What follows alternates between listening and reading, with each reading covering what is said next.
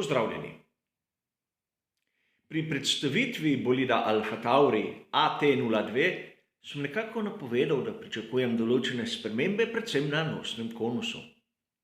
No, na posnetku iz snemalnega dne smo lahko zapazili kar zanimive spremembe in danes si bomo to malce bolj podrobno ogledali.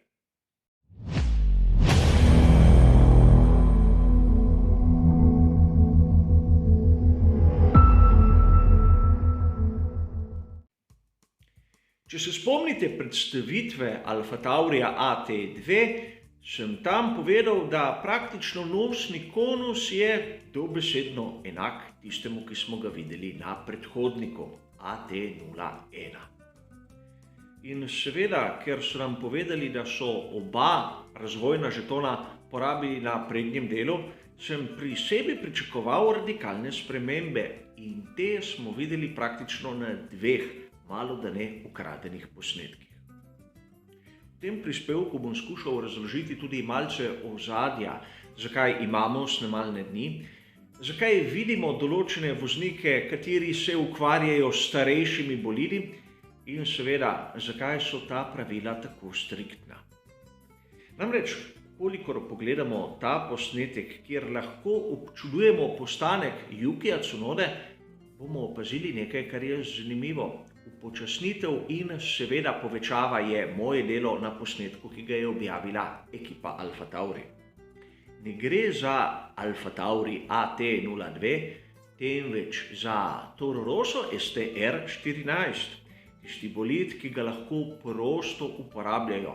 In seveda logično je, kajti Tsunoda rabi izkušnje. Na njihovih spletnih portalih lahko vidimo ta bolid in marsikateri navdušenec si lahko misli, da gre za aktualni bolid, ampak ukolikor pogledamo tisti del na nosnem konusu, tisti nosilec, nam bo tako jasno, da gre za STR14. Pravilnik pravi, da lahko uporabljajo ekipe prosto, bolidi, kateri so starejši od 2 let in tu velja koledarsko leto, seveda, ukolikor predtem to najavijo FIA in tu ni nič takega.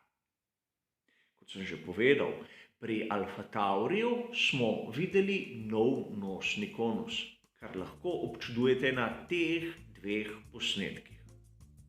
Obstaja še povečava enega izmed njih, kjer bi vas rad zopet opomnil, da mnogokrat mi na razpolago nimamo dovolj dobrih fotografij, da bi iz njih lahko dobili primerne povečave, da se razumemo. No, tu imamo primer, ko je povečava več kot dovolj dobra.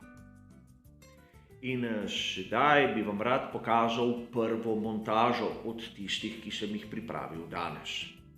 Da bi razumeli malce, zakaj gre pri tem novem nosnem konusu, bom primerjal tisto, kar smo videli na posnetku prej s Tsunodo, s tistim, kar smo videli pri bolidu AT02.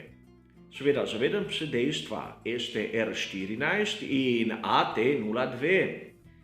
Treba je biti konkretni nosni konus med STR14 in AT01 je bil zopet izjemno podoben, kot vidimo na tej primerjavi.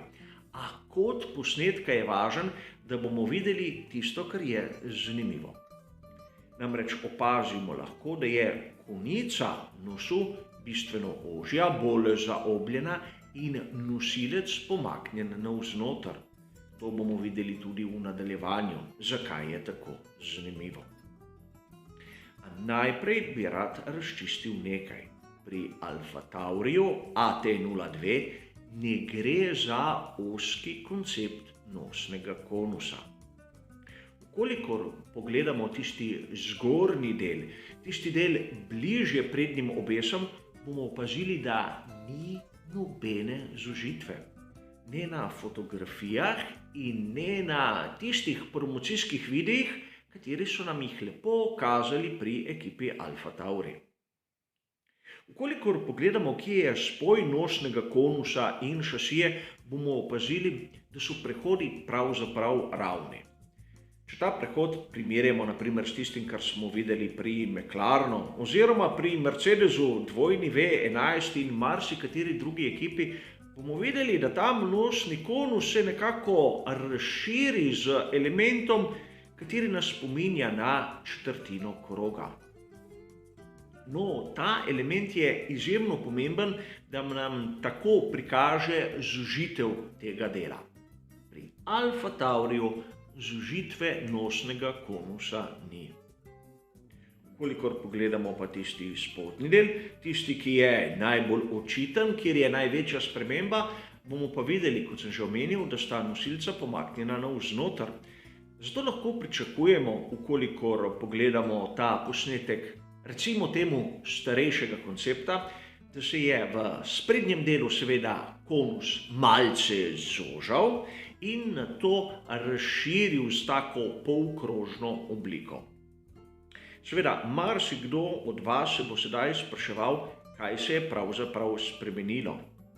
Vidimo lahko, da pod nosnim konusom se sedaj nahaja tisto ogrinjalo ali cape, ta aerodinamični element, kateri pomaga usmerjati zračni tok na dno bolida Formule 1. Seveda nič novega, videli smo ga že pri tovarniški ekipi Mercedes, Renaultu, seveda pri vseh bolidih, kateri imajo ta ožji koncept nosnega konusa. Zakaj so se pravzaprav odločili za to spremembo pri skuderiji Alfa Tauri? Po mojem osebnem videnju, in to je lahko napačno, moram poudariti, gre za to, da pri Alfa Tauriju želijo doseči isti učinek z manj zračnega upora. S tako izbiro imamo manj tistih bočnih površin, ob katere se lahko drgne zračni tok in tako ustvari zračni upor. Sedaj se bolj uporablja zračne vrtince, kateri so prav tako učinkoviti, ampak generirajo manj upora.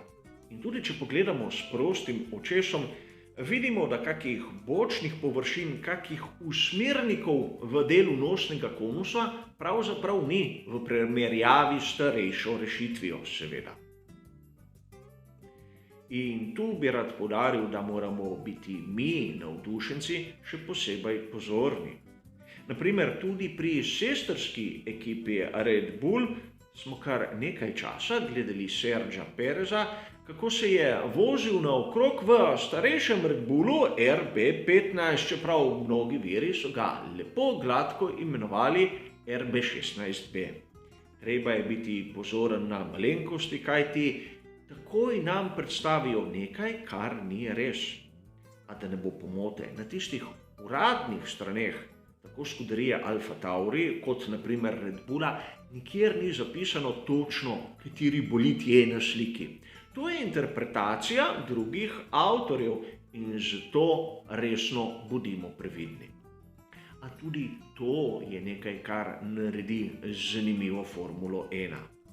Namreč mi, navdušenci, lahko gledamo na bolid samo, kako je pobarvan, v kateri barvni shemi je, ali pa smo malce bolj natančni in nekateri pridejo tudi do takih skrajnosti, da opazijo, da so se primaknili določeni vijaki.